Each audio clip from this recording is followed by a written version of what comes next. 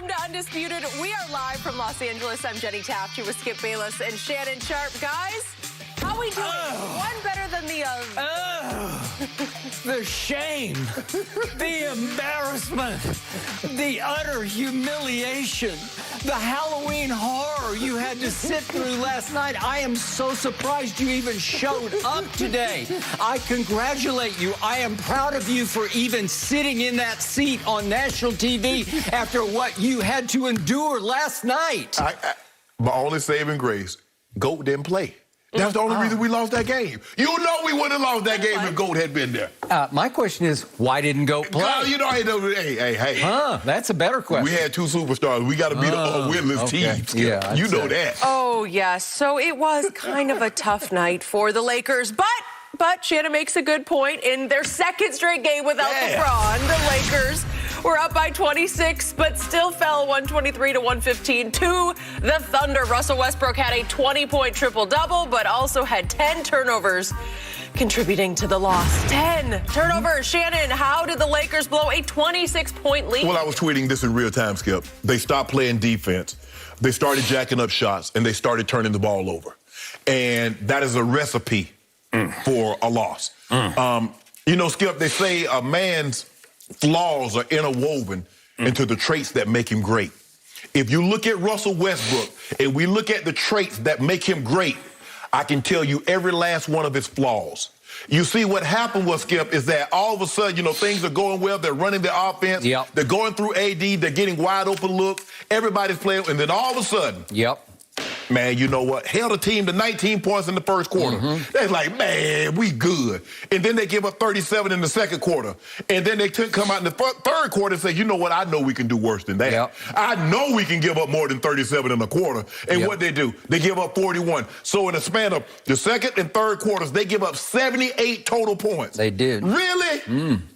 Again, got out-rebounded. How does a team with Anthony Davis, with DeAndre Jordan, with Dwight Howard get out-rebounded by a team? They can't have anybody over 6'10".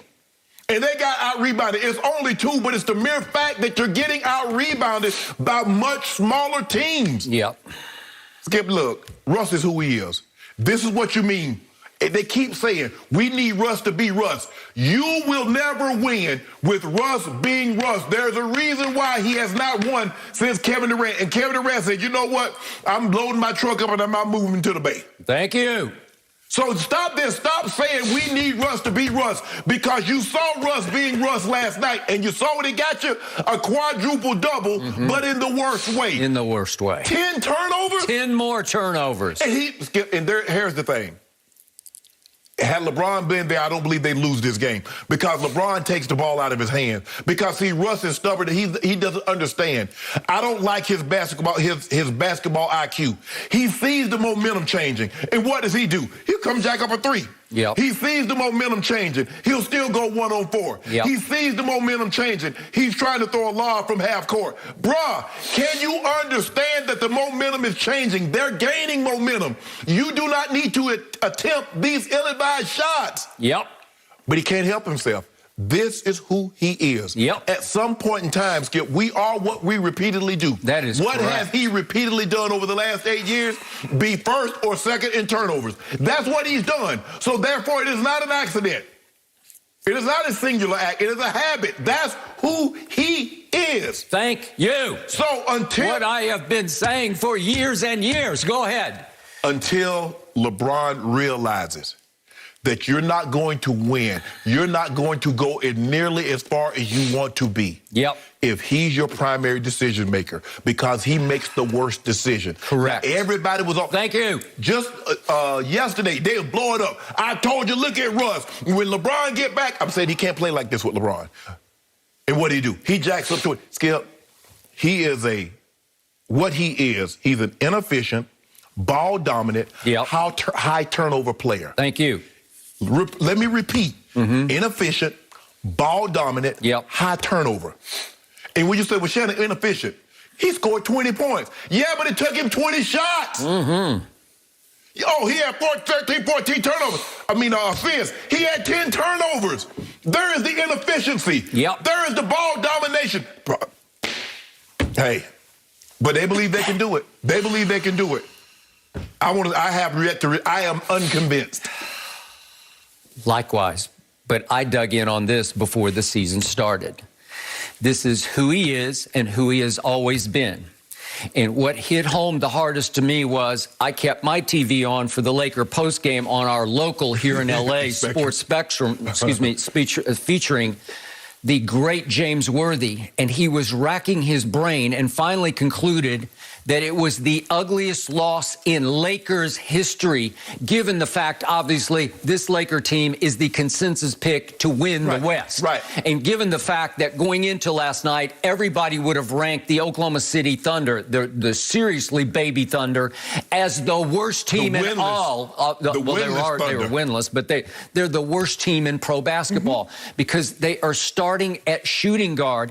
Josh Giddey, who they took 6th overall, he's 19 years old, from Australia, and he was the one who threw it to Carmelo late in the game, just threw it right to him, and Melo was like, I can't get a hold of the ball, and I'll shoot an air ball that fell 3 feet short of the rim.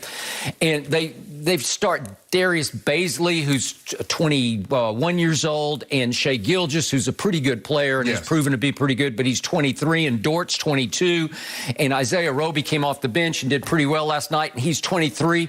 They're just a bunch of children. Yes. And you allowed them to come back from 26 points down, and the great painful irony was Russell Westbrook went back home to Oklahoma City, where it all started for him, and where I told you that a source very close to Kevin Durant told me that the reason Kevin decided I can't do this anymore, I've got to join forces with the team that we had down 3-1 in the conference finals, the Golden State Dynasty Warriors.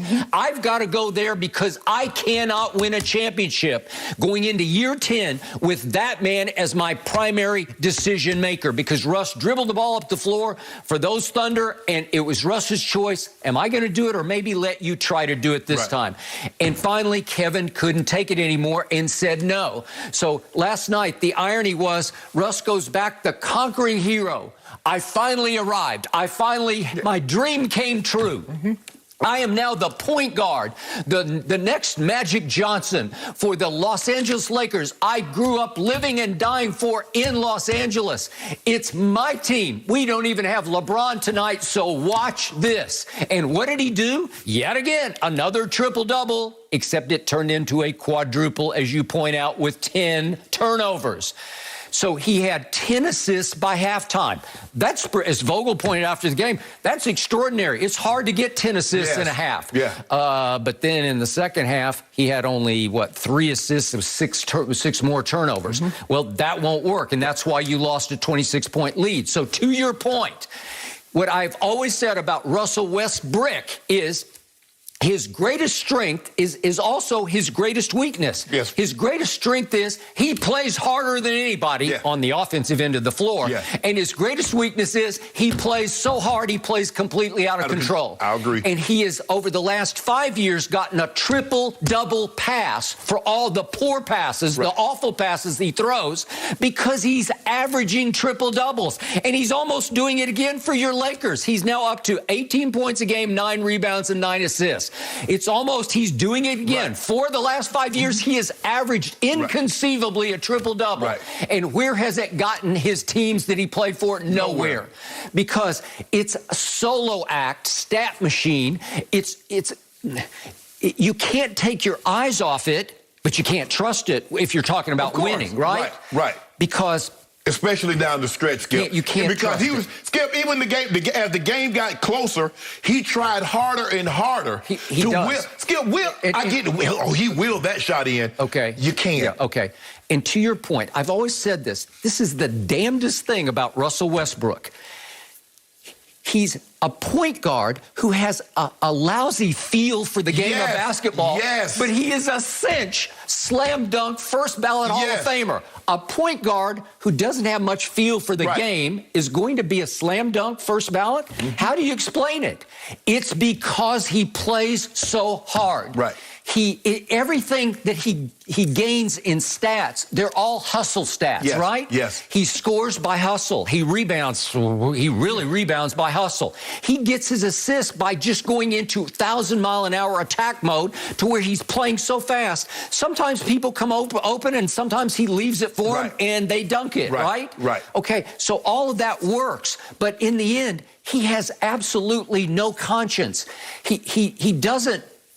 He doesn't have the conscience every other point guard in the world has, because after the game he said, okay, I'll take the blame for this. You know, I've got to be more careful with the ball. I got to protect the basketball. But he doesn't believe it. Exactly. You don't see it manifest itself. The next game he'll go out there saying, I'm almost averaging a triple-double. Watch this. I just had a triple-double, right? Skip, the thing is what LeBron, when we talk about in Magic and all the great point guards, they understood, okay, they're gaining momentum. Let's slow the pace down. Let's make sure we get a good shot. That's not how he thinks. Oh, they're trying to come back. Let's go right back at them. And then guess what? He loses the ball out of bounds. And so what was an 8-point lead that could have gone to 10 or 11, now all of a sudden you lose the ball out of bounds. Now they got a chance to come back down the other way to cut it to 6 or to 5. Bro, I'm like, come on, Russ. I mean, really? Do you not see the game?